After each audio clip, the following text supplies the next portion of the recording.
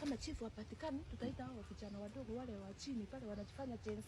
Wale walikuwa na maandamano. Wale waweke TikTok. Pesa ya utaanza kuchanga. Si tumechanga ya Kenyoro. Mimi nilichanga. Alafu lakini maneno tu unaniambia inanigusa sana sababu sisi na wewe acha kukaa pale. Yule msee amekufa ni mwenzako. Ana kaa pale usikie mshana. Nini unangojea nimpo shamba nikwambie? Twende basi unipe soka. Twende. Alafu before utaenda. So hawa chief, unajua hii story ya chief ndio imenigusa. Wewe kitu ya harakati. Pesa. Hii pesa ya unajua mimi nilikuwa nauliza jana. Mbona matanga inafanywa hivi? Kiurera. Mimi hata niliwauliza mmefanya mchango vile tunafanyia. Kwanza ile nyumba ya chini, ile tunaita deep state. Unaona vile wanarani matanga yao vizuri. Nikauliza, mbona mnaweka chief? Chief alete watu wakubwa wakae. Kama hapa women ningekuwa kwa hapa chini. Chief ndiye anafaa kumuita. Ama women nilipoteza pata women nilipoleta chief pesa akamesa. Alafu iko baya. Hii nao sio dunia.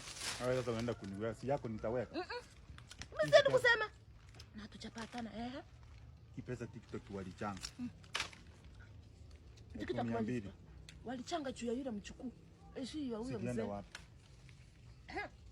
Mchukuu nilisema apewa ideas Filata ataisanunulia sokoro yake suti. Wewe. Wewe umesoma sasa. Sisi choma.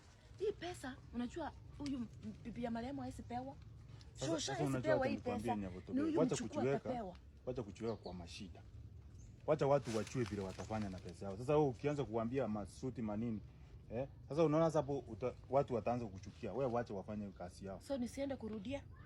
Si nini sasa hiyo maneno wacha ishie. Mimi hakuna kitu nimekuambia tuende unipe shock. Hata mimi hatujapata. Lakini au ka story ka TikTok unitafutie chini hiyo pesa sababu hiyo pesa ni kama nilisikia Chema akisema hiyo pesa imepotea. Lakini mimi sitakwambia. Pati ninajua imepotea. Haya. Kwa nini kidogo? Sasa